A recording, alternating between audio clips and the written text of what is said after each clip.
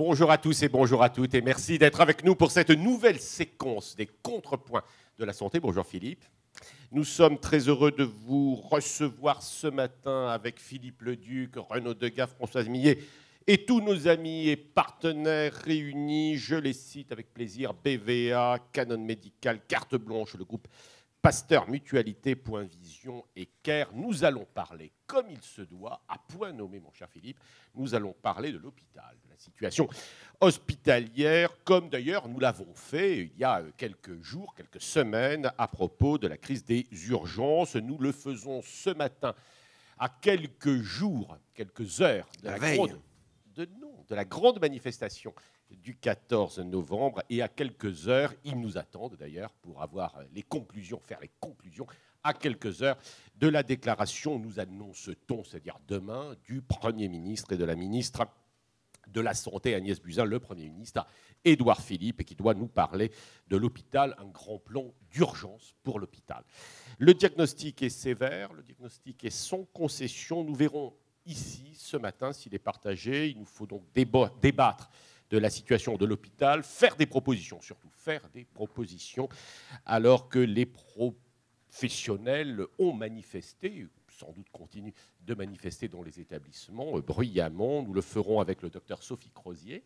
Bonjour madame, nous sommes heureux de vous rencontrer. Vous êtes du collectif Inter-Hôpitaux, vous êtes médecin au service des urgences cérébro-vasculaires de la Pitié-Salpêtrière, c'est-à-dire de la PHP.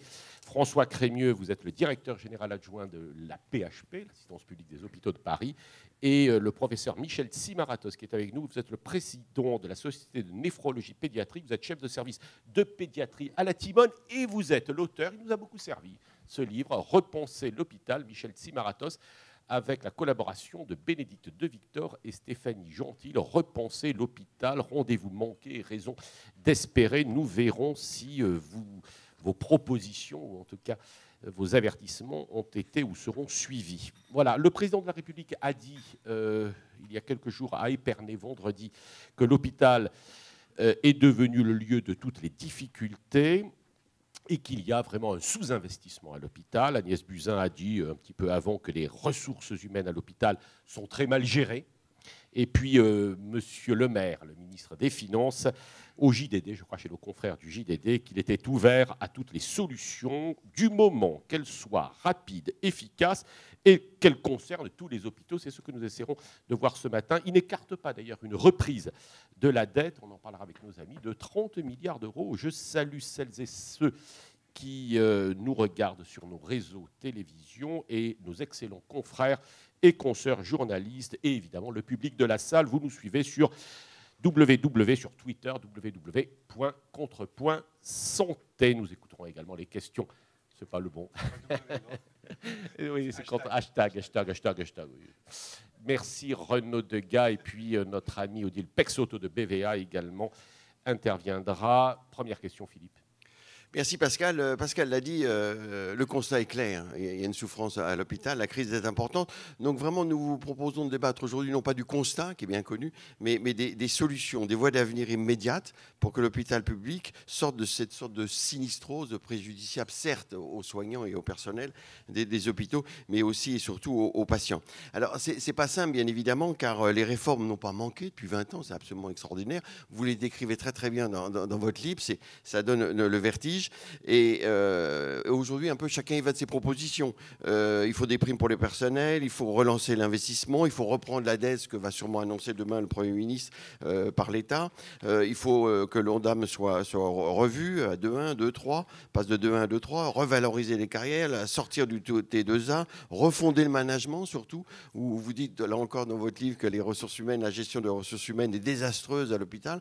Même certains propose de privatiser l'hôpital, certes dans une logique non lucrative. Alors, Ma Santé 2022, présentée il y a 14 mois, avait été plutôt bien accueillie, mais manifestement, il faut davantage de mesures urgentes d'accompagnement. C'est ce dont nous allons parler. Alors, première question, Pascal, la voilà. Est-ce que, sur l'Ondam, d'abord, parlons du financement, est-ce qu'il ne faut pas relever carrément l'Ondam? On dit que ce n'est pas la peine de dépenser plus, il faut réorganiser, mais est-ce qu'il ne faut pas donner un petit peu d'air à l'Ondam hospitalier, le passer de 2,1 à 2,3, voire 2,4, sachant que le 2,1, c'est peut-être ça, la goutte d'eau qui a fait déborder le vase, c'est peut-être ça qui a mis tous les hospitaliers dans la rue, parce que ça a été perçu un peu comme une provocation, alors que la médecine libérale avait 2,4, même si tout le monde veut le virage ambulatoire. L'Ondam, est-ce que c'est la solution? On va passer en revue différents points très concrets pour qu'on comprenne mieux cette crise à l'hôpital. Est-ce qu'il faut augmenter l'Ondam? Alors, madame, on va commencer par vous. Et vous allez sûrement dire oui, voire plus que 2-3. Oui, effectivement, ça fait partie aussi des revendications, à la fois d'ailleurs du collectif Interhôpitaux et du collectif Interurgence. Pourquoi il faut augmenter l'Ondam? Parce qu'on a chaque année des dépenses de santé qui augmentent, mais qui sont toujours supérieures à l'augmentation du budget qui est proposé. D'habitude, en fait, chaque année, il y a à peu près l'augmentation des dépenses sont de 4%. On nous propose chaque année un Ondam autour de 2%. Donc chaque année, on est obligé de faire des économies. Pour cette année, on a plus de 3 milliards d'économies en 2019 qui ont été faits, en particulier d'ailleurs sur le dos de l'hôpital. Donc on ne pourra pas, sans augmentation de l'Ondam, proposer aussi des mesures pérennes en termes d'attractivité et de salaire du personnel hospitalier si on n'augmente pas l'Ondam. Mais alors, la croissance des dépenses de santé depuis 2 ans à l'hôpital ralentit quand même. Est-ce qu'il ne faut pas en tenir compte? C'est 0,8%. Alors, est-ce que c'est la conséquence d'une sorte de rationnement, peut-être, justement? Oui, clairement. Oui, bien sûr, on a fermé des lits. Enfin, il faut voir que depuis des années, il y a effectivement des réformes. Certaines étaient nécessaires. On ne peut pas tout, effectivement, dire que tout n'était pas nécessaire. Mais ça a quand même conduit à 13% de fermeture de lits. C'est à peu près 50 000 lits qui ont fermé sur le territoire français depuis 10 ans. Avec une population qui vieillit, je pense que ça n'échappe à personne, et une population qui augmente. Donc là, on est quand même dans des situations avec des maladies chroniques complexes qui nécessitent parfois plus qu'une seule journée d'hospitalisation. Les chirurgies, par exemple, ambulatoires chez des patients âgés, ce n'est pas toujours adapté. Est-ce que vous demandez 4,4 comme les internes, d'augmentation de l'Ondam, ou est-ce que vous êtes plus raisonnable, parce que 4,4, ça paraît un peu irréaliste? Au moins 4%. Sincèrement, je ne vois pas. Mais aujourd'hui, on a besoin aussi de mesures de rattrapage d'urgence. Ce qu'il faut comprendre, les raisons pour lesquelles aussi nous, on s'est mobilisés de façon massive, ce qui n'est pas habituel. Ça fait 1 milliard, oui. Mais oui, c'est au moins 1 milliard. Sincèrement, si on veut augmenter, par exemple, le salaire des infirmières. Le salaire des infirmières en France, on est 26e sur 29 pays de l'OCDE. On est très, très, très en dessous de la moyenne européenne en termes de salaire des infirmières. Si on veut augmenter ne serait-ce que de 300 € le salaire des infirmières, effectivement, ça revient à peu près à 3 milliards. Donc là, ça paraît énorme comme ça, mais aujourd'hui, si on n'a pas ces mesures d'attractivité, on ne gardera pas notre personnel et on ne pourra plus faire fonctionner. François Crémieux, son avis sur cette question, qui n'est pas qu'une question de détail. Est-ce que c'est un prérequis pour calmer un peu, pour redonner le moral au personnel?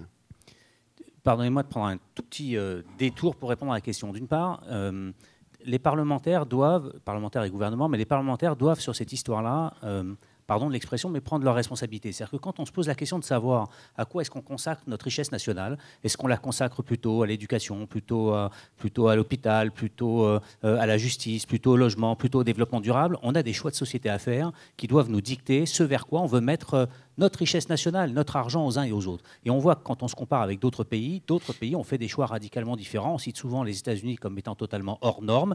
Le résultat des choix des États-Unis, c'est à la fois d'avoir dépensé pas loin de 20% de leur richesse nationale pour la santé, avec des résultats qui sont plutôt médiocres. Et donc on voit que la question des moyens n'est pas la seule question. Deuxième remarque, oui, elle est une question essentielle. Je suis directeur d'hôpital, j'essaie du matin au soir de faire fonctionner au mieux les hôpitaux. Si demain une annonce est faite avec des moyens supplémentaires pour l'hôpital, ce n'est pas le directeur que je suis qui expliquera que c'est une mauvaise idée. Mais attention à ce que les choix que nous fassions et à ce que les choix que vont faire les parlementaires soient des choix qui soient éclairés à l'aune également des autres enjeux de notre société. Et ceux d'entre vous dans la salle qui êtes spécialistes de santé publique, vous savez en plus à quel point l'état de santé d'une population dépend certes du bon fonctionnement de ces hôpitaux, mais dépend également du bon fonctionnement de notre école, de notre justice, du bon fonctionnement de nos prisons. Et de la médecine de ville. Et de la médecine de ville, évidemment. Et donc on a derrière cette question de savoir si c'est 2,1, 2,3, 2,4, 4%, pourquoi pas plus, un enjeu qui est un enjeu de choix de société. Il appartient à nos parlementaires, il appartient à notre gouvernement. Mais qu'est-ce que vous dites aux parlementaires de votre point de vue, justement, parce que... Je leur dis deux choses. La première, et je suis en ça d'accord avec Sophie Crozier, au cours des 10 dernières années, l'hôpital a fait des efforts considérables, un certain nombre d'experts l'ont écrit, et ces efforts, des efforts sur ces budgets, ont été faits principalement sur le travail, sur le fait qu'on travaille plus à l'hôpital, qu'on travaille de manière plus dense. Et comme on est l'hôpital, c'est principalement des gens qui travaillent pour en soigner d'autres. Il y a de l'investissement, certes, il y a des équipements, certes, il y a des bâtiments, mais il y a principalement, à plus de 75%, des dépenses qui sont des dépenses de ressources humaines, des dépenses de médecins, d'infirmières, etc. Au cours des 10 dernières années, il y a eu un effort considérable de fait par l'hôpital, je crois reconnu par tous, qui est d'à peu près 1 à 2 points de, pardon le vilain mot, mais de productivité réalisée tous les ans. Au bout de 10 ans, ça finit par faire beaucoup. Et donc, effectivement, on a un enjeu aujourd'hui qui est double. Premièrement, sommes-nous ou pas, et c'est le débat qui est posé par ma voisine de droite et par Sophie Crozier, sommes-nous ou pas au bord de la rupture et sommes-nous pas dans une situation financière qui rendrait l'avenir impossible, ou, et peut-être sommes-nous pas aussi à la veille d'un besoin de continuation, de transformation profonde de l'hôpital pour pouvoir réussir à la fois à soigner plus de monde, parce que la démographie est telle, des patients plus âgés, des patients plus malades et chroniques. On va vous passer la parole, mais on est d'accord, mais est-ce qu'il faut 2, 3 ou 2, 4 ? Est-ce que vous, de votre point de vue, répondez, si je puis dire clairement à la question, est-ce qu'il faut plus de moyens ou avec les moyens réorganiser ? Enfin, c'est le grand débat. Pardon de vous répondre de nouveau, il faut les deux. Il faut continuer à réorganiser. Pour réorganiser, si on a plus de moyens, ce sera à la fois plus facile et plus rapide. Michel Tzimaratos. Oui, merci beaucoup. Je pense que les points qui ont été soulevés sont tous justes. Voilà, personne n'a tort là-dedans. Ce qu'on voit et ce qu'on a essayé de faire, nous, dans une démarche, on va dire, un peu plus scientifique. Moi, je suis médecin de terrain, je suis chef de service, je suis au lit du patient chaque jour, je fais la visite, je fais des consultations. Et on avait du mal à comprendre comment des principes qui sont des bons principes de réorganisation aboutissent à quelque chose qui est vécu de façon agressive par les patients et par les usagers. Et il y a plusieurs paradoxes là-dedans. Le premier paradoxe, c'est que la filière santé est très attractive, tout le monde veut faire médecine, c'est un point très positif de travailler dans la santé. Et puis quand on est à l'intérieur, tout le monde vit mal ce qui se passe. Et le deuxième paradoxe, juste pour dire, c'est qu'on a, en 10 ans, on a fait un nombre de réorganisations incroyable. C'est-à-dire qu'on sait se réorganiser. Mais lorsqu'on pilote tout ça avec des indicateurs qui ne sont pas liés à la qualité de ce qu'on fait, on arrive à des discussions comme celle-là où dire est-ce qu'il faut 1 milliard ou est-ce qu'il faut 2 milliards ? Il faut de l'argent, c'est sûr. Mais il y a un manque d'attractivité incroyable. Aujourd'hui, pour les personnels, on a des postes vacants. Il y a des gens formés et ils ne veulent pas aller sur ces postes vacants. Donc oui, il faut probablement continuer à se réorganiser. Il faut réinjecter de l'argent pour rendre ces postes attractifs. Il faut augmenter les salaires qui attirent les gens dans la filière santé hospitalière. Et ça passe par une augmentation de l'ONDAM hospitalier. Ça passe par une augmentation immédiate des moyens que vont avoir les directeurs dans les hôpitaux pour rendre les carrières plus attractives dans les domaines dans lesquels elles ne sont pas attractives. Oui, Michel Tzimaratos et les autres. Restructuration permanente, réorganisation, réforme. Bon, d'accord, il y en a eu. D'ailleurs, vous le montrez effectivement, comme le dit Philippe, vous le montrez bien dans votre livre qui fait vraiment le point sur l'histoire des hôpitaux, et c'est très bien. Cela étant dit, on pourrait reprocher peut-être, c'est une question, à Mme Buzyn, la ministre actuelle, de ne pas avoir pris la question de l'hôpital à bras-le-corps, comme on dit, et peut-être d'ailleurs au détriment de l'hôpital et en faveur de la médecine de ville, ce qui était peut-être une bonne chose. Tout le monde était assez d'accord. Quel est votre sentiment sur ce point et les autres ? On peut toujours reprocher à quelqu'un ce qui manque. Voilà. La question, c'est que si on fait un plan pour la réorganisation de la santé, dont les seuls indicateurs sont des indicateurs financiers, on aboutit à un moment donné à une incompréhension. Finance, oui, en réalité, oui, mais peut-être on devrait réintroduire les éléments de qualité des soins et les éléments de pertinence des soins et faire discuter la performance, la pertinence et la qualité, qui sont aujourd'hui 3 éléments essentiels de notre activité, mais qui ne se parlent pas, qui sont en silo dans les hôpitaux. Oui, ce que je voulais dire pour ma part, peut-être que la question était un peu longue, ce que je voulais dire, est-ce que Mme Buzyn n'est pas allée trop lentement sur l'hôpital, Mme Crozier ? Manifestement, je pense que oui, parce qu'on en arrive effectivement là à des mouvements qui sont importants, parce que ça fait quand même 8 mois que le collectif... Alors ça a commencé par les urgences, il faut rappeler qu'il y a eu ce mouvement un peu de grogne, on va dire, dans le milieu de la santé, a commencé par le collectif Interurgence il y a 8 mois, et les réponses qui ont été proposées n'étaient pas du tout à la hauteur, effectivement. Je pense que c'est aussi ça, les annonces qui ont été faites, 70 millions avant l'été, 700 millions effectivement à la rentrée, déjà, en sachant que ce n'était pas 700 millions supplémentaires, que c'était une redistribution, donc il n'y avait aucune augmentation prévue, c'était pris ailleurs, on ne savait pas encore où, mais ça allait être pris ailleurs. Donc ça, il y avait quand même une certaine opacité.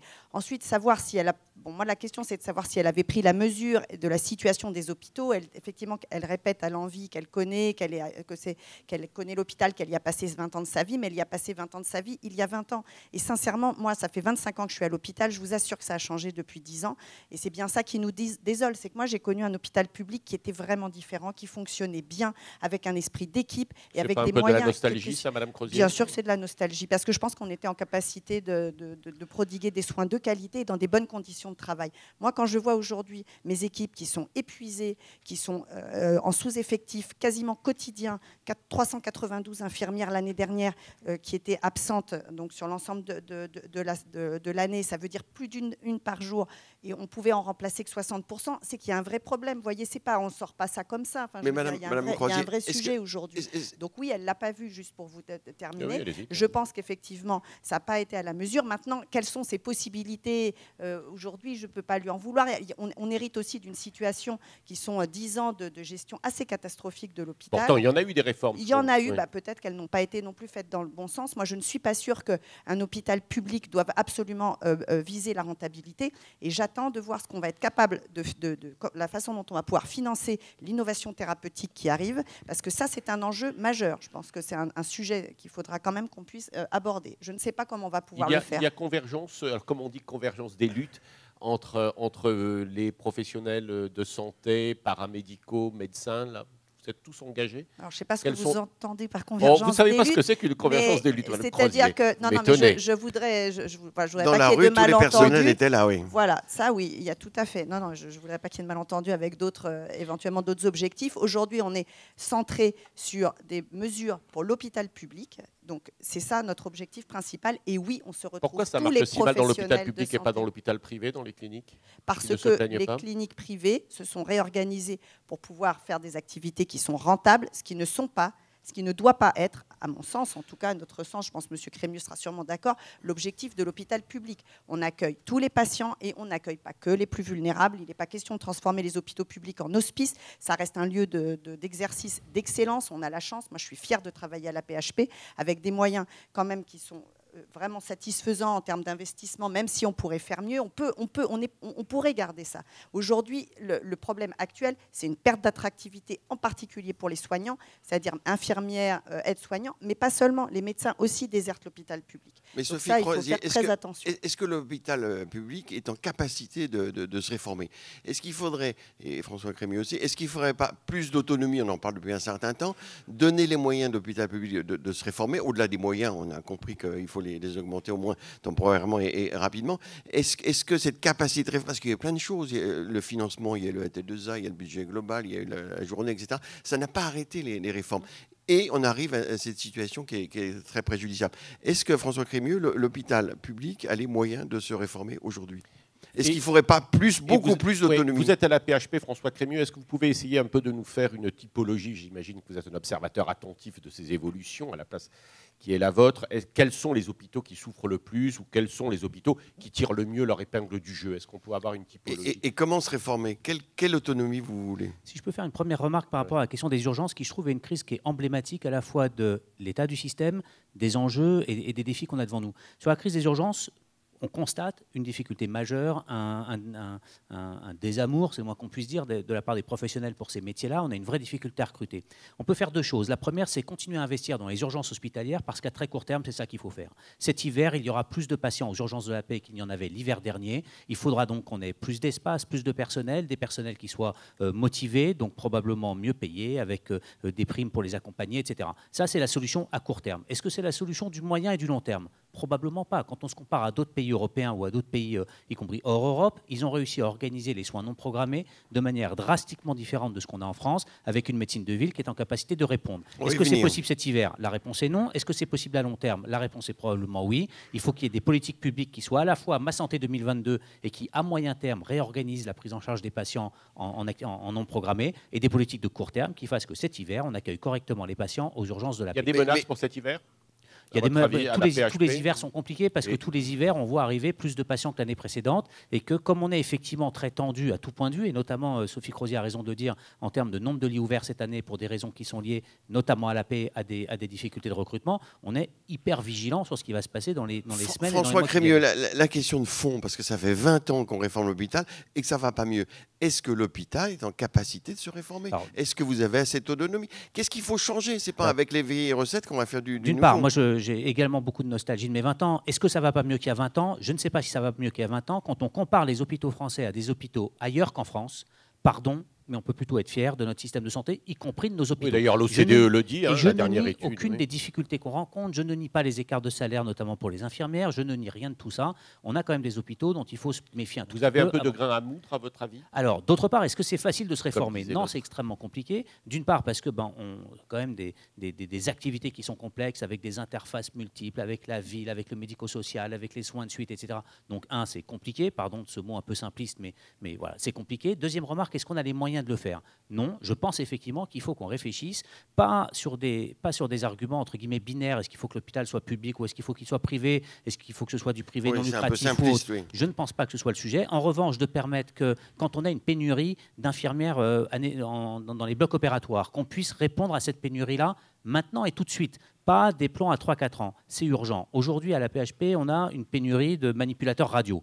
Ce n'est pas beaucoup de personnes. Il nous en manque une centaine. S'il y a des manipulateurs radio dans la salle, vous êtes les bienvenus. Demain, à l'assistance publique. Nous lançons un message au professeur Pruvot. Une centaine de manipulateurs radio. Qu'est-ce qu'on peut faire quand on est face à cette pénurie? Concrètement, pas grand-chose que d'attendre que les écoles forment plus de manipulateurs radio et de se dire dans 2 ou dans 3 ans, ça ira mieux. Il n'est pas normal que des hôpitaux ou qu'un hôpital comme la PHP ne puisse pas, à court terme, répondre à cette pénurie qui, à mon avis, ne va pas durer. J'ai confiance dans le fait que dans les 2-3 ans qui viennent, on aura probablement un autre problème sur un autre métier, mais sur celui-ci, il y a les infirmières aussi. Il y a 900 lits sur les 20 000 qui sont fermés par manque de personnel. Alors justement, quelle souplesse il faut? Concrètement, qu'est-ce que vous réclamez? Je pense qu'il y a besoin de souplesse en termes de rémunération pour permettre que, soit quand on traverse une passe difficile en termes de recrutement sur des métiers particuliers, soit quand on est, par exemple, avec des situations hivernales, des épidémies exceptionnelles, ça, il faut qu'on ait des moyens pour pouvoir réagir et réagir vite. Aujourd'hui, c'est vrai que le sentiment et la réalité, mais surtout le sentiment qu'ont les soignants, c'est que finalement, quoi qu'il se passe à l'extérieur, que la température monte ou baisse, que les difficultés soient plus grandes ou pas, finalement, on est relativement... Mais les soignants disent souvent qu'il y a quand même une très lourde technocratie et que les directeurs d'hôpital, enfin je simplifie un peu, pas tous peut-être, mais les directeurs d'hôpital ne les écoutent pas assez. On sent qu'il y a une sorte de fissure entre la direction des établissements et les soignants. Vous la ressentez? Alors, d'une part, vous le demanderez aux soignants, je pense qu'ils vous feront une réponse qui sera plus précise que la mienne. On a essayé à l'assistance publique ces derniers mois de prendre ce sujet-là en compte et de réorganiser. Par exemple, on avait jusqu'à présent des pôles avec des chefs de pôle. Alors, pardon de la symbolique, mais on a décidé que ces pôles qui incarnaient, à tort ou à raison, pour partie à tort, mais à tort ou à raison, une vision administrative ou comptable de la santé, on a réorganisé ces pôles, on a appelé ça des départements médicaux universitaires pour que les structures portent le nom des métiers qu'elles doivent ou des missions qu'elles doivent emmener. Et ça a aggravé la situation. Parce qu'il n'y a plus de services. Je ne suis pas sûr que ça l'ait aggravé. Si, pardon, d'une part, il y a toujours des services et il y a toujours des services avec des chefs de service, des cadres responsables des services. Et d'autre part, on a maintenant ces départements médicaux universitaires qui sont organisés autour d'aires thérapeutiques qu'on essaie de faire les plus cohérentes possibles, avec des médecins à leur tête qui sont chargés de piloter la stratégie sur ces aires thérapeutiques. Rendez-vous dans 2-3 ans pour voir si on a changé la donne ou pas. Après, moi, je suis preneur des conseils des uns et des autres sur comment faire mieux. Michel, on va demander Oui, mais avant de... Ce que voulait dire en fait Philippe, je décrypte, c'est que 77 sur 90, où je crois, ont quand même signé une pétition contre la direction. Donc c'est pas, il voulait dire que ce n'est pas un très grand succès. Non mais les services ont été un peu mis à mal. Non, mais ça c'est la nostalgie de Philippe. Et cette unité au niveau du service n'existe. Michel Simard-Tarros, est-ce qu'il faut revoir la fonction hospitalière? On a cette lourdeur administrative. Est-ce que vous, à Marseille, de votre point de vue, il faudrait mettre, comme disait François Crémieux, mettre un peu plus de souplesse, surtout à Marseille, je dirais? Alors, je ne sais pas si c'est surtout à Marseille. Moi, je ne parle pas spécialement pour Marseille, mais globalement, le seul constat qui est partagé par tout le monde, c'est que ce qu'on a essayé de faire n'a pas abouti à une amélioration nette de la situation, même si, comme le dit M. Crémieux, la santé du public s'améliore. Mais si elle s'améliore, c'est parce qu'il y a les hospitaliers qui font le travail et qui malgré l'absentéisme, etc., ils sont là et ils accueillent les patients. Alors qu'est-ce qu'il faut faire à l'hôpital? Il y a des exemples d'hôpitaux qui sont organisés différemment. Vous savez, en Amérique du Nord, il y a un label qui s'appelle le label Magnette, où l'hôpital est organisé, c'est une structure organique centrée sur l'attractivité des personnels. C'est un label qui est défini par la American Nurse Association. Et donc, ces niveaux d'attractivité qui augmentent, ça attire les personnels. Et on voit qu'en quelques années, les indicateurs financiers s'améliorent. Alors, il y a des hôpitaux Magnette. On voit le nombre d'hôpitaux qui adhèrent au label Magnette de plus en plus. Maintenant, ça ne veut pas dire que c'est une solution simple à transposer chez nous, parce que toute la structure du système de santé est différente. On a un statut, c'est difficile de dire on va prendre quelqu'un plus cher. Et puis, quand on dit, par exemple, on manque d'anesthésistes, on va les payer plus cher, tous les autres râlent parce qu'ils disent attendez, pourquoi lui et pas moi? Donc, il y a une vraie réflexion de fond à faire sur est-ce que les outils qu'on a à notre disposition sont les bons. Voilà, et là, la réponse quand même. De mon point de vue... Non. Quels outils nouveaux, quelle relation meilleure avec le directeur d'hôpital? Probablement qu'il faut aller au bout de la délégation de gestion, c'est-à-dire les pôles. Lorsque la loi HPST est sortie, il y avait dans l'idée de déléguer à des pôles d'activité médicale, dirigés par un binôme médico-administratif, de déléguer la gestion, c'est-à-dire que ce soit le pôle qui soit capable de dire où il doit faire les arbitrages, qui il doit recruter, quels sont les secteurs qui ne sont pas des secteurs porteurs. François Crémieux, ça vous paraît possible, ça, délégation au niveau des pôles? Ça n'est possible que si on a les moyens. Voilà, bien sûr. Si on délègue les moyens, on va vous en donner. Pascal et moi, on va vous rajouter. Mais après, il faut une réorganisation qui marche. Parce que ça fait 20 ans qu'on organise et ça va de mal en pis, entre guillemets. Enfin, moi, je suis extrêmement favorable à une délégation qui soit une délégation maximale jusqu'au bout, etc. Financière. Et y compris financière. Mais quand on va avoir délégué et qu'on va déléguer les mêmes contraintes que celles avec lesquelles un directeur des ressources humaines ou un directeur des finances ou un directeur général pilote un hôpital, concrètement, vous êtes responsable d'un pôle ou d'un département médico-universitaire dans lequel il y a une grosse activité de bloc opératoire. Et puis vous vous levez un matin et vous vous dites finalement, ça pourrait fonctionner mieux si j'avais 2 anesthésistes de moins, un médecin généraliste et 3 infirmières de plus, ou le contraire. Et à ce moment, vous êtes confronté au fait que des choix de ce type-là, quel que soit celui ou celle à qui vous proposez de le faire. C'est aujourd'hui difficile de le faire dans un hôpital public parce que, par ailleurs, nommer un praticien hospitalier répond à une procédure nationale qui va durer à peu près 18 mois et qui va faire que vous n'allez pas pouvoir remplacer un anesthésiste par un autre métier facilement. Alors, quelle souplesse concrètement? Alors, il faut changer la fonction hospitalière? Je pense effectivement qu'il faut qu'on réfléchisse. Très concrètement. Il faut qu'on réfléchisse à faire évoluer la fonction publique hospitalière pour permettre qu'un hôpital qui a besoin de réagir de manière rapide, il y a des disciplines qui changent, il y a des besoins qui évoluent, etc. Il faut qu'on puisse faire évoluer les métiers et recruter en fonction. Aujourd'hui, c'est extrêmement inerte comme dispositif. On recrute des gens et on les recrute pour des décennies. Changer un métier par un autre est quasiment impossible. Encore une fois, augmenter une prime ou autre pour un métier qui, à un moment donné, en difficulté, est aujourd'hui impossible aussi.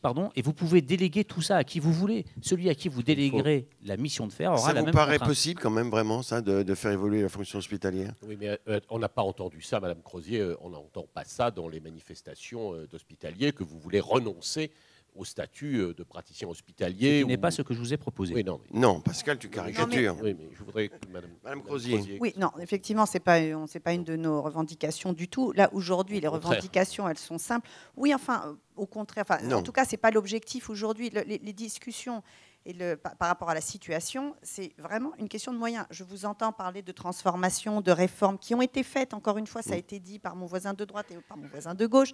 On en a fait des réformes. Il y a eu des transformations dans l'hôpital.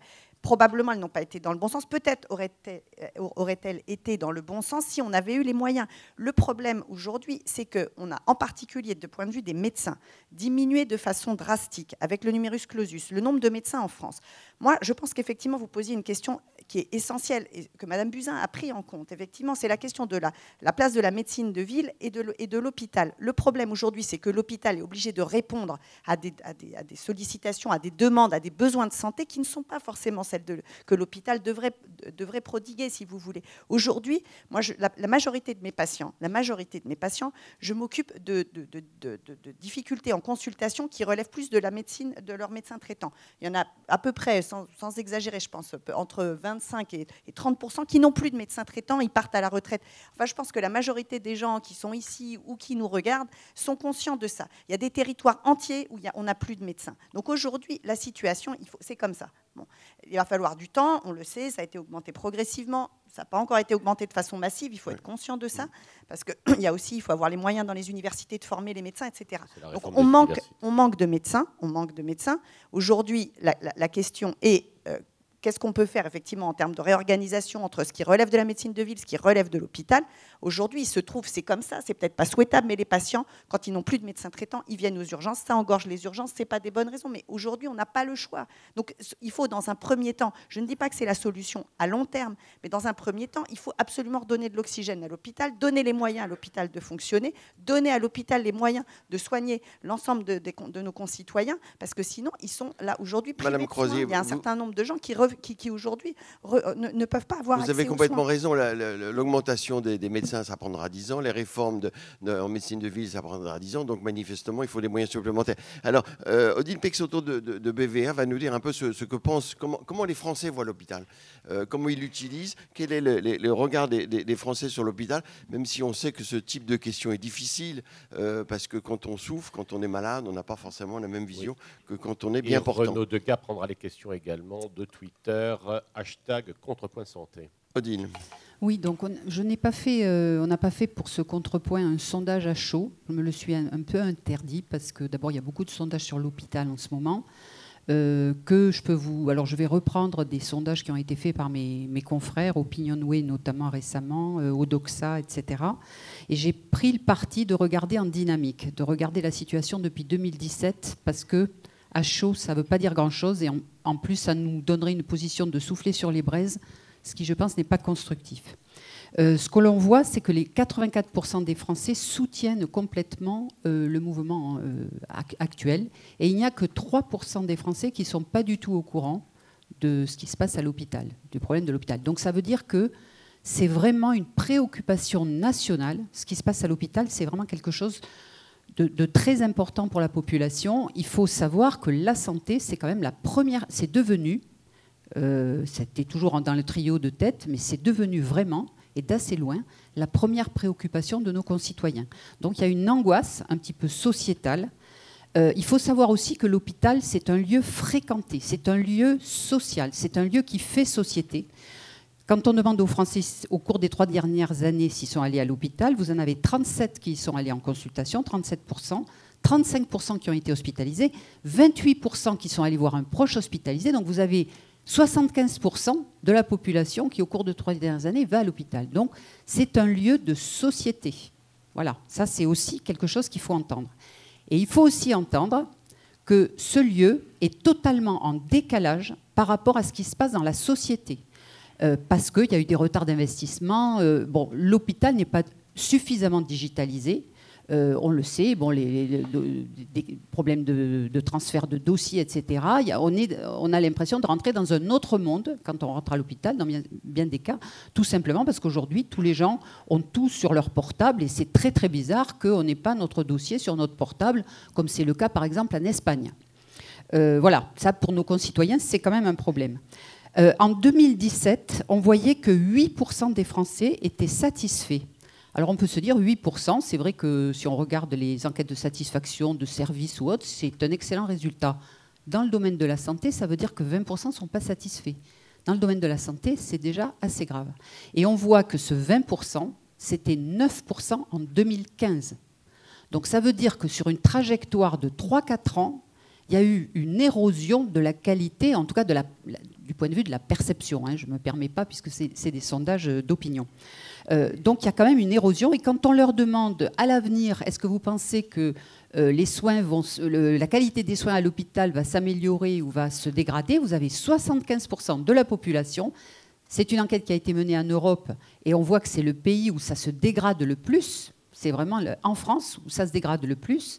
75% qui disent ça va se détériorer. Donc on est dans une situation, effectivement, la population a bien pris la mesure de ce qui est en train de se passer. 85% des Français pensent que l'hôpital manque de moyens. Donc ça, c'est vraiment partagé par la population. Vous n'avez que 22% de la population qui dit oui, la situation des personnels, les conditions de travail à l'hôpital sont tout à fait correctes. Donc vous avez une majorité qui dit que non. Donc ça aussi, vous voyez, on le voit, nous, dans nos enquêtes Cali, il y a bien souvent des patients qui réfrènent leurs questions dont on sait qu'il faut qu'elles sortent, si on veut que le parcours de soins se passe dans de bonnes conditions. Ils réfrènent leurs questions parce qu'ils voient arriver une personne qui est à bout de nerfs, ça se voit, hein. Même si pendant très longtemps, les infirmières, etc., ont fait ce qu'il fallait pour que ça tienne. Là, on est à l'os. Donc, effectivement, on a des Français qui nous disent, enfin, des patients, nous, on l'a dans tous nos groupes Cali, quand on travaille sur ces questions-là, on n'ose pas poser toutes les questions parce qu'elles n'ont pas le temps. Ils n'ont pas le temps. Donc là, il y a quand même un problème de qualité des soins en suspens. Et surtout, dernier chiffre, il n'y a que 53% en octobre 2019 qui pensent que l'hôpital aujourd'hui offre une prise en charge de qualité. 53%, c'est faible. Donc il y a vraiment, voilà, je voulais vous partager avec vous cette dynamique autour des... Et dernier point, juste oui, très important, je sais que c'est un sujet qui tient à cœur. Sachant que la santé était la première préoccupation de la population, moi je ne comprends pas pourquoi à l'occidental on parle de problèmes et de préoccupations et on ne transforme pas ce phénomène en sujet, en opportunité. C'est-à-dire que la santé est une formidable opportunité. Au lieu de travailler sur l'hôpital d'un côté, la médecine, les biologistes, les pharmaciens, il faut à un moment se rendre compte que la santé fait lien social, il faut prendre de la hauteur et regarder le système dans son ensemble avec l'organisation qui est à re-questionner. Alors, voilà. La santé, une opportunité. Oui, mais peut-être parce que, Odile, pour essayer de répondre encore que c'est demain le Premier ministre qui va vous répondre, mais 300 € d'augmentation nette mensuelle pour tous, ça correspond à, pour 1,2 million de personnel, à 9 milliards, si mes comptes sont bons. Michel Tsimmaratos. Alors, comment faire de cette crise une opportunité? Très concrètement, comment sortir de ce... Alors, moi, à 9 milliards. Oui, alors je trouve que tous les éléments dont vous avez parlé sont le reflet de ce qu'on vit au quotidien. On vit au quotidien. D'abord, l'hôpital, c'est les hospitaliers. Ce n'est pas des bâtiments ou des logiciels ou des choses comme ça. C'est des hospitaliers. Et les bâtiments, les logiciels, les scanners, c'est les outils qu'on donne aux hospitaliers. On nous dit les outils sont dégradés et les hospitaliers sont des gens bien. Et les gens bien avec des outils dégradés n'arrivent plus à maintenir le niveau de qualité. Bon, si on n'entend pas ça, c'est qu'il y a un problème de perception des choses. Et les raisons d'espérer dans notre livre, c'est ça. C'est qu'est-ce qui fait qu'on peut y arriver. Et c'est ce que vous avez dit. L'éthique, la solidarité, l'innovation, l'envie de progresser, l'envie de transmettre, l'éthique personnelle des soignants qui continuent à venir alors qu'ils sont en souffrance parce qu'ils sont en sous-effectif à cause de l'absentéisme. Eh bien ça, ce sont les éléments sur lesquels on peut bâtir une vraie, pas renaissance, mais en tout cas, on peut redonner une deuxième vie à cet hôpital qui est tellement important dans notre histoire. Mais est-ce que Michel Tsimmaratos, ça c'est vraiment intéressant pour qu'un médecin fasse avec Bénédicte de Victor et Stéphanie Gentil chez Michelon, fasse cette analyse parce que vous avez pris du recul, on le voit bien. Pour autant, est-ce que c'est tous les hôpitaux qui sont dans la même situation? Est-ce que vous n'avez quand même pas, même si vous ne voulez pas parler de Marseille, peut-être quand même une sorte de vision un peu particulière des choses? Non, mais bien entendu, on a une vision particulière des choses parce qu'on réagit par rapport à ce qu'on vit. Et dans une classe, dans un pays, eh bien, il y a ceux qui sont tout devant et puis il y a ceux qui sont un petit peu plus loin derrière. Mais on n'a pas essayé de faire le cas particulier de tel hôpital ou de tel hôpital, mais de réfléchir sur les valeurs et sur les principes. Mais vous l'avez dit, le personnel est très important, les soignants, les médecins. Et vous dites dans votre livre, la gestion des ressources humaines est désastreuse, entre guillemets. Alors, est-ce que c'est vrai? Et Madame Crozier, est-ce que vous le vivez comme ça? Et François Crémieux, qu'est-ce qu'il faut faire? Enfin, je veux dire, c'est avant tout motiver à donner du sens, donner envie à ces personnels. Le désastre, c'est une image pour dire qu'on n'y arrive pas. C'est une image désastreuse. Oui, bien sûr, on n'y arrive pas. On gère plus des emplois que des carrières aujourd'hui. Aujourd'hui, quand un Madame médecin de 40 ans, alors que, quand il a été chef de clinique et qu'il est arrivé au sommet de son art, part dans le privé parce que les conditions ne sont pas bonnes, personne ne se dit qu'est-ce que je dois améliorer pour qu'à 50 ans, quand ses enfants iront faire des études, je le récupère et qu'ils reviennent nous aider à former les plus jeunes. On pourrait très bien imaginer des carrières structurées, c'est la même chose pour les infirmières. On engage une infirmière pour remplir des services qui sont des services avec une activité pénible.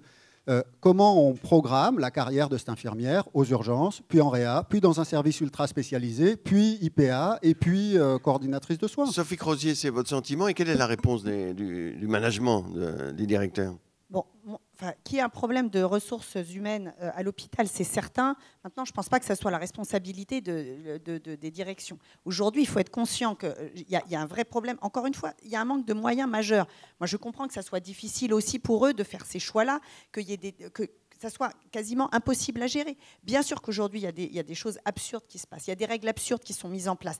Il y a eu des réorganisations de temps de travail. On n'était pas vraiment d'accord avec ça. Je ne pense pas que ça aurait été fait. Si vous voulez, ces réorganisations du temps de travail, je vais en dire un mot, parce que ça a considérablement dégradé les conditions de travail pour les soignants et ça a participé à la perte d'attractivité.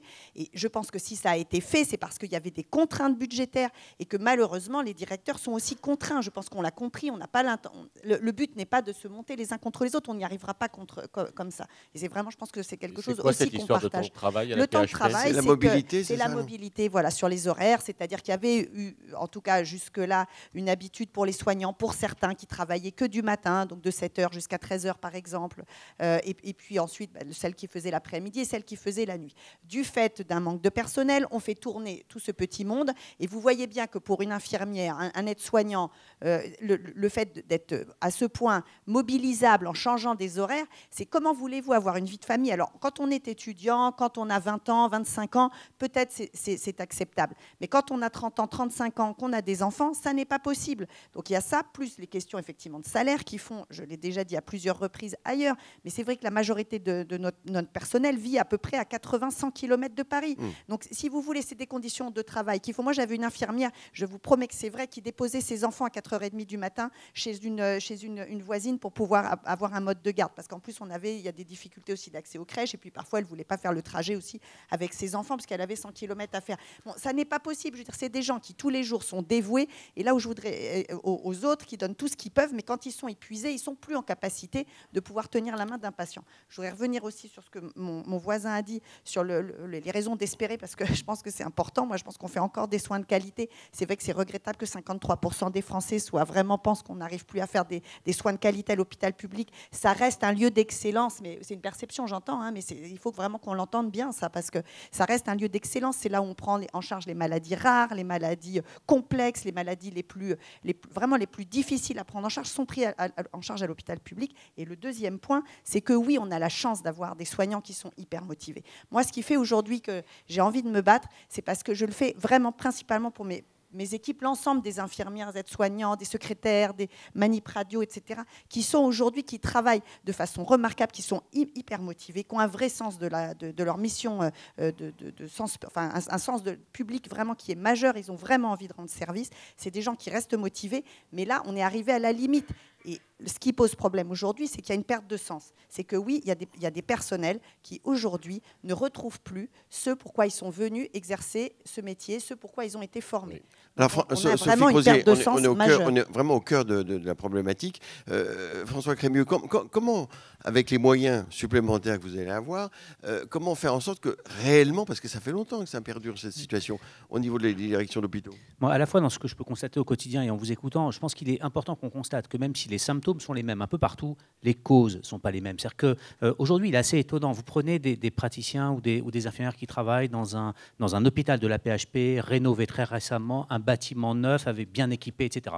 Vous prenez les mêmes, vous les mettez dans un vieil hôpital de la paix. Vous prenez les mêmes et vous les mettez dans un hôpital de province confronté à des difficultés majeures de recrutement et à des dysfonctionnements importants parce que plus de médecins ou plus d'infirmières. Et vous avez à peu près, et pour des raisons très différentes, le même niveau de ras-le-bol, pardon de le dire comme ça, mais en tout cas de professionnels qui ne sont pas heureux. Et donc on a à la fois le même symptôme, des gens qui sont malheureux à plein d'endroits différents, à mon avis, pour des causes qui sont des causes très différentes ici ou là. Si on prend l'exemple de la région parisienne, et si on reprend sur l'exemple que vient de donner Sophie Crozier, quand en région parisienne, vous cumulez à la fois des horaires décalés, matin, après-midi, des départs à 6 h du matin et des retours 15 jours plus tard vers 22 h 30, que vous y ajoutez le coût du logement, qui fait que par nécessité, si vous avez un petit salaire, vous habitez loin de l'hôpital, qui est principalement dans le centre de Paris, et donc vous habitez loin. Vous ajoutez à ça des difficultés de transport, qui sont un peu spécifiques à la région parisienne. Vous rajoutez à ça le fait qu'il y a à peu près 75% des professionnels de l'assistance publique qui sont des femmes, parmi lesquelles, passé une certaine période de la vie, à peu près 30% d'entre elles qui sont à la tête de familles monoparentales.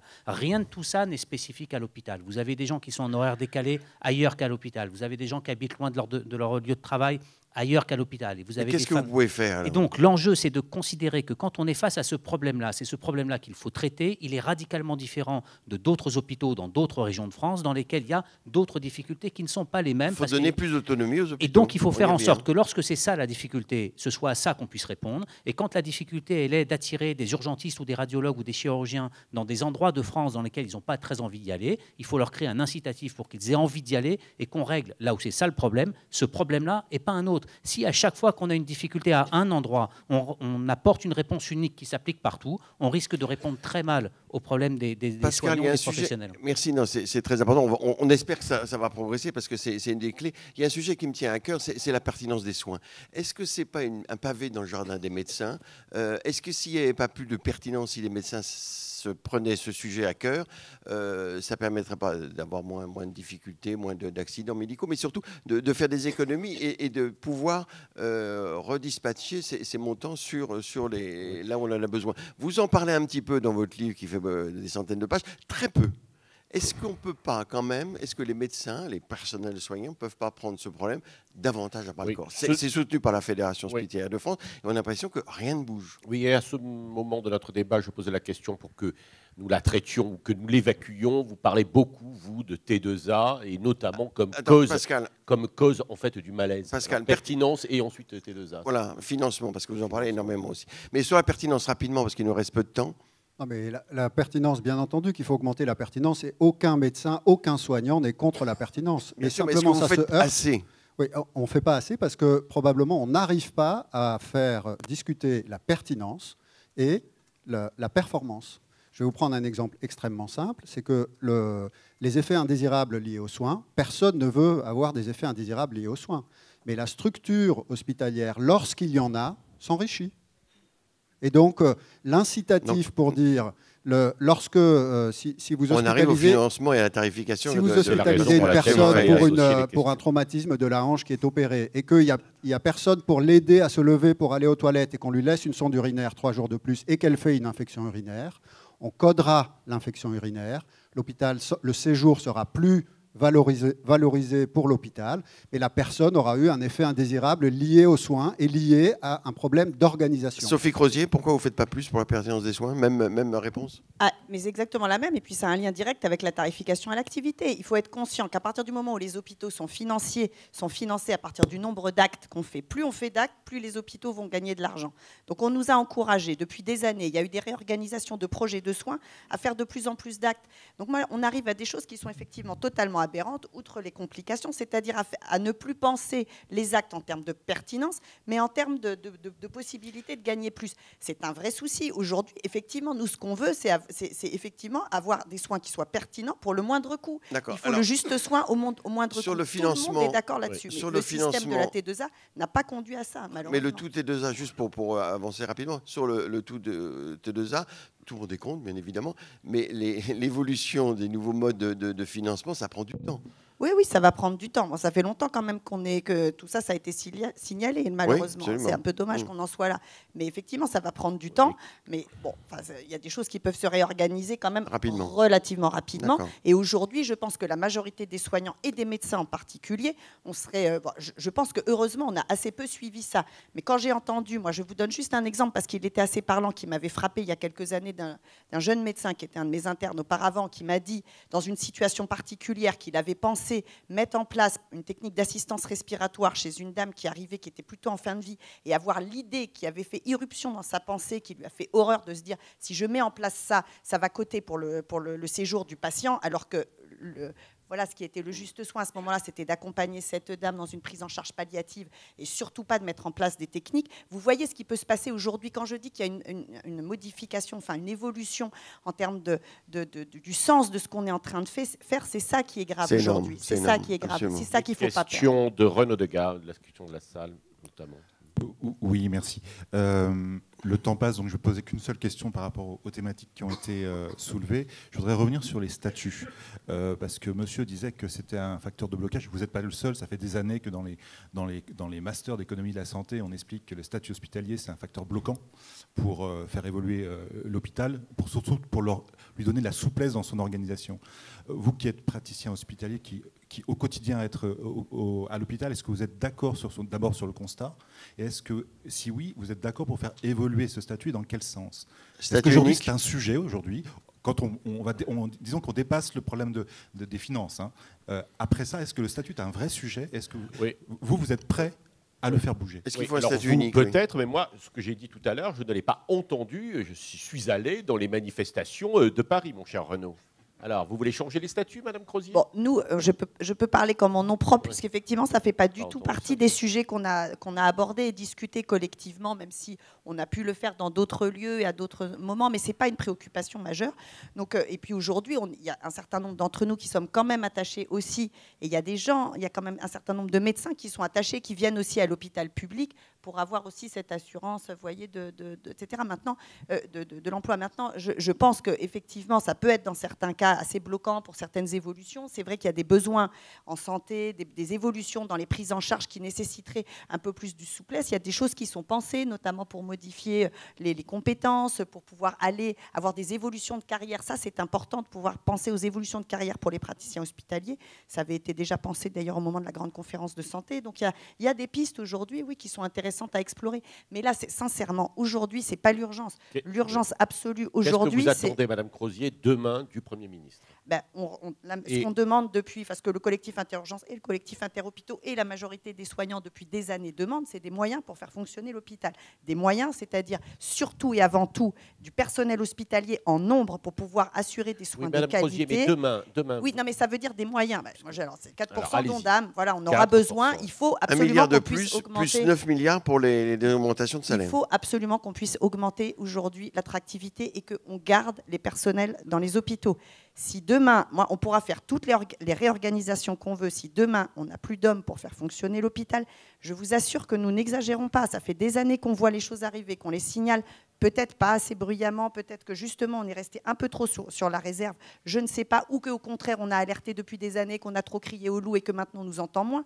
Mais la situation actuelle, elle est vraiment inquiétante. Donc si on veut sauver notre hôpital public qui reste un bien commun auquel on est tous très attachés, comme Madame l'a signalé à travers les sondages, je pense qu'il y a vraiment aujourd'hui des choix politiques, comme le disait aussi mon voisin de gauche, dans quelle société on veut vivre demain, où est-ce qu'on veut mettre les moyens, est-ce qu'on veut absolument sauver cet hôpital public ou non. Mais nous, on attend une réponse. Et cette réponse, elle passera par des mesures financières conséquentes qui permettent aujourd'hui et très rapidement, encore une fois, de garder les personnels hospitaliers, ensuite de pouvoir réouvrir des lits qui ont été fermés, qui restent fermés par manque de personnel, pour pouvoir accueillir des patients qui aujourd'hui, et vont être d'ailleurs dans les prochaines semaines, avec les épidémies hivernales, en grande difficulté si on n'a pas les moyens de fonctionner. Mieux vraiment à la PHP, parce il y en a 900 ou pas là? 900 sur 20 000, c'est exact? Il y a à peu près 800, mais peu importe. C'est à peu près 800 lits qui sont fermés au cours des derniers mois pour des raisons effectivement de difficulté de recrutement, parmi lesquels, pour être précis, il y avait environ 450 lits de médecine, chirurgie et obstétrique,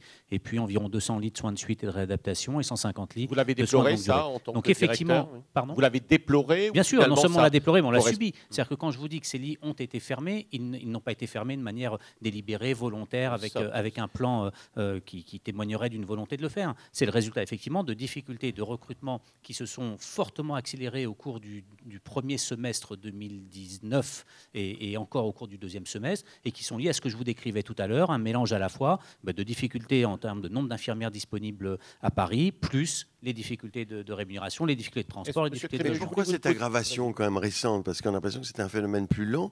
Là, vous dites premier semestre 2019, ça s'est franchement aggravé. Parce que d'une part, on était sur des équilibres qui étaient des équilibres précaires, je ne sais pas, mais en tout cas qui étaient des équilibres précis. C'est-à-dire qu'on avait effectivement un turnover d'infirmières, c'est-à-dire un nombre d'infirmières qui partaient tous les ans, qui était ce qu'il était. Puis brusquement, ce turnover s'est accéléré. Et aujourd'hui, une infirmière reste à l'assistance publique parmi les jeunes, plutôt 4-5 ans que 8-9 ans, comme c'était le cas il y a quelques années, pour des raisons que nous analysons comme étant principalement des questions de coût de la vie en région parisienne, qui fait que rapidement, quand effectivement on n'a plus 20 ans, comme le disait Sophie Crozier tout à l'heure, mais plutôt entre 25 et 30, et qu'on réfléchit à s'installer et fonder une famille, c'est plus compliqué de le faire en région parisienne, et donc on a tendance à partir. Et quand vous accumulez la somme de ces difficultés, un turnover qui s'accélère un peu, une difficulté de recrutement, vous vous retrouvez avec une difficulté qui, à un moment, fait que vous avez... Et à Paris, est-ce que la mairie de Paris vous aide? Parce que c'est le problème du logement. Est-ce que la mairie de Paris vous aide, qui est quand même le président du conseil de surveillance? Très franchement, tout le monde essaye de nous aider. C'est-à-dire que je pense à la fois à la mairie de Paris, à la région Île-de-France. La PHP essaie d'elle-même avec pas loin de 8000 logements qui sont mis à disposition de ces professionnels et qu'on essaye de rendre à disposition le plus fréquemment possible en essayant de faire tourner ces logements. Mais on est dans une région dans laquelle vous pouvez aider autant que vous voulez l'assistance publique. La réalité de la montée des loyers en Île-de-France est une réalité qui nous dépasse très largement et qui pose un problème, encore une fois, de société qui n'est pas seulement posé aux infirmières, aux brancardiers ou aux médecins, qui est également posé aux policiers, aux profs et à d'autres. C'est-à-dire que l'ensemble des salaires de la fonction publique, qui sont des petits salaires, ont aujourd'hui une vraie difficulté à se loger au centre de nos métropoles. Et j'insiste, quand vous accumulez à cela les horaires décalés, une population très féminine, vous augmentez les difficultés pour vos professionnels. Oui, quel est votre point de vue à Marseille et ailleurs? Pour vous dire que sur le point des statuts, les statuts, ça peut être utilisé en positif comme en négatif. Si l'idée, c'est de déconstruire les statuts pour augmenter la précarité, personne ne sera pour. Si l'idée, c'est d'augmenter la rémunération statutaire et non pas les primes, tout le monde sera pour. Et puis, ce que disait M. Crémieux, c'est tout à fait vrai. Mais on voit que d'autres structures, qui sont des structures pas comparables, mais en tout cas de la même dimension que les hôpitaux comme la SNCF, par exemple, sont capables de loger leurs agents près de là où ils doivent les faire, parce qu'il y a une politique plus globale et l'État n'a pas hésité à reprendre la dette de la SNCF pour permettre à cette... Ça va être annoncé demain. Est-ce que vous avez eu le sentiment que Mme Buzyn est en bras de fer avec Bercy, comme certains de nos confrères l'ont écrit, ou que finalement... elle peut-être n'était pas totalement déterminée à transformer l'hôpital parce que son grand chantier, c'est de transformer la ville. François Crémieux. Je ne vous répondrai pas à cette question-là. Je pense que Mme Buzyn n'est pas en bras de fer avec Bercy. Mme Buzyn et Bercy sont en bras de fer avec des choix qui sont des choix difficiles. Je le disais tout à l'heure, et c'est pas. Je voudrais insister par la négation, ce n'est pas de la langue de bois et ce n'est pas une manière d'esquiver la question. On pose aujourd'hui à nos parlementaires et à notre gouvernement des questions compliquées entre les différents secteurs dans lesquels, si on avait eu un débat ce matin sur l'éducation, la police, la justice ou l'administration pénitentiaire, on aurait eu des débats assez similaires. Donc nos parlementaires et notre gouvernement sont confrontés collectivement à ces choix qui sont des choix de société majeurs. Le sondage de tout à l'heure témoignait de l'attachement des Français à l'hôpital. Il y a des sondages qui témoignent de leur attachement à l'école, au collège, à l'université ou à leur justice. Voilà, c'est ça les choix difficiles. Ce n'est pas une question Mme Buzyn et M. Darmanin ou dans l'autre sens. Pour conclure, parce qu'une heure est passée, les relations avec la médecine de ville. Vous l'avez dit, c'est la clé, ça va prendre du temps pour les soins non programmés, etc. Mais très rapidement, qu'est-ce qu'il faudrait faire pour que l'hôpital ait de meilleures relations avec la médecine de ville, pour qu'il s'ouvre la médecine de ville et que le parcours de soins soit plus cohérent, plus organisé, plus harmonieux? D'un côté, il y a l'hôpital, de l'autre côté, il y a la médecine de ville. Pour conclure, comment améliorer ces relations, qui est quand même la clé, qui prendra du temps, mais qui est la clé, une des clés des problématiques. Alors, Mme Crozier, puis après, messieurs. On pourrait penser à beaucoup de choses. Je pense qu'il y a effectivement, c'est important. Mais aujourd'hui, on ne peut pas penser cette réorganisation tant qu'on n'a pas les moyens. Non, on est d'accord. On est d'accord. Mais si on se projette un petit peu plus, les moyens, on vous les donne, par exemple. Si après, effectivement, il y a des projets à construire ensemble. Je pense qu'il y a eu un hospitalocentrisme. On est tous d'accord avec ça. Je pense qu'effectivement, il y a beaucoup de soins qui peuvent être prodigués en ville. Il y a tout ce qui concerne la prévention qui aujourd'hui est assurée par l'hôpital, ne devrait pas l'être. Il y a des protocoles de collaboration, de coopération qui devraient être mis en place dans pas mal de domaines. Il y a des choses qu'on peut faire aussi, et ça c'est super important et très attractif, avec des infirmières dites de pratique avancée. Vous voyez, il y a aussi des choses même qu'on peut faire demain, même par rapport avec la ville. On peut imaginer aussi des rapports entre des cabinets de ville, d'infirmières. D'accord, vous y travaillez. Oui, je pense qu'il y a plein de projets. Nous, on demande que ça. Si vous voulez franchement avoir des idées innovantes dans la réorganisation, on peut le faire. Aujourd'hui, on est en train de gérer la pénurie. Sincèrement, moi, j'arrive pas à avoir plus loin de 10 cm là en ce moment. C'est ça le problème. Michel Martin-Ros, alors, les relations avec la médecine de proximité, la médecine de ville? Aujourd'hui, il ne peut pas y avoir d'hôpital public bien organisé s'il n'y a pas un réseau de médecine de ville cohérent, organisé, réactif. On est d'accord, mais comment faire? D'abord, il faut probablement revaloriser aussi un petit peu les conditions de travail des médecins libéraux pour qu'ils puissent accueillir. Et puis, il faut penser les parcours avec les médecins libéraux. Vous savez, la réforme du parcours de soins pour le diabète et l'insuffisance rénale chronique. Moi, je suis pédiatre. On a participé à toutes ces réunions. Puis finalement, on a sorti la pédiatrie parce que c'était trop compliqué, trop d'argent, trop de ceci, trop de cela. Et puis, ça commence par l'hôpital, mais ça ne commence pas par la médecine de ville. Et le parcours, le médecin libéral de ville qui va suivre le patient, il est exclu de ce parcours. Exactement. Donc, probablement qu'il faut une réflexion un petit peu plus inclusive. Nous, ce qu'on a retenu, c'est qu'il y avait des bonnes idées, mais ce qui manquait surtout, c'est du courage. Et c'est un peu ce qui François Crémieux, est-ce que vous avez du courage? Je ne sais pas si la question s'adressait à moi, mais je pensais la question du courage. Mais je pense effectivement que la question de la relation avec la médecine de ville, elle est essentielle. Quand on se pose la question de savoir pourquoi est-ce qu'un pays qui finalement dépense une part encore une fois, de sa richesse nationale raisonnable, on peut dépenser un peu plus, mais globalement, on dépense une part de notre richesse nationale raisonnable dans la santé, et pourtant tout le monde est malheureux. Donc, comme une question, c'est peut-être un peu français aussi. En gros. Ouais, en tout cas, c'est manifestement plutôt plus difficile aujourd'hui qu'il y a quelques années. Et dans une certaine mesure, pardon de la simplicité de la question, mais où passe l'argent? C'est-à-dire, où passe l'argent de cette richesse une partie de la réponse, c'est que dans les parcours de soins des patients entre la ville et l'hôpital, on a du gâchis. Pardon, encore une fois, du simplisme du mot, mais on a du gâchis, les choses sont moins bien organisées qu'elles ne le pourraient, et donc on a là une part de cet argent et de cette richesse qui est dépensée de manière inutile. Alors c'est un mélange de soins qui auraient pu être évités, d'hospitalisation qu'on aurait pu éviter 3 jours plus tôt, c'est de la iatrogénie médicamenteuse qu'on aurait pu éviter si le médecin hospitalier avait pu appeler le médecin de ville et prévenir du fait que telle personne âgée avait un médicament un peu compliqué, qu'il fallait faire attention. Pour faire ça, il faut à la fois des questions d'organisation, et là pour le coup je rejoins les remarques tout à l'heure, il y a des questions de mode de financement et d'incitatif dans la manière dont on finance les soins. Et c'est vrai que le financement à l'acte, que ce soit du côté de l'hôpital ou du côté de la ville, n'incite pas à la bonne coordination au-delà de chacun des actes qu'on réalise les uns les autres. Vous pensez qu'on peut espérer, vous pensez qu'on peut espérer pour demain? Ça va être une date importante, les annonces du Premier ministre, vous attendez beaucoup? C'est une question difficile, attention, vous avez une seconde pour répondre. Oui, je suis Madame Irma. Oui, je veux savoir effectivement. Non, oui, bien sûr qu'on attend. Enfin, je veux dire, heureusement qu'on a de l'espoir. On a de l'espoir pour l'avenir de l'hôpital public. Oui, on attend des mesures fortes. Le président de la République s'est quand même exprimé le 14 novembre après-midi, etc., de façon très claire. Donc maintenant, effectivement, nous pouvons on attend avec même beaucoup si ça ne dépend pas de nous, disait Descartes. Et qui a dit, Pascal, on ne résout pas un problème avec les modes de pensée qui l'ont engendré? Oh, j'ai dit ça, con. Albert Einstein. Merci, madame. C'est bien ce que je disais. Comme quoi, merci, madame, merci, messieurs. Merci aux équipes, Françoise Millet, Emmanuel Tay, à la veille des acteurs de la santé, à Ortus, à LD Santé. Merci aussi à nos partenaires, BVA, Canon Médical, Carte Blanche, Groupe Pasteur Mutualité, Point Vision et CARE. Et en décembre, nous devrions avoir ici même madame la ministre, Agnès Buzyn, qui, sur le principe, a accepté notre invitation. Et il suffit de trouver la date. Merci, à bientôt, au revoir.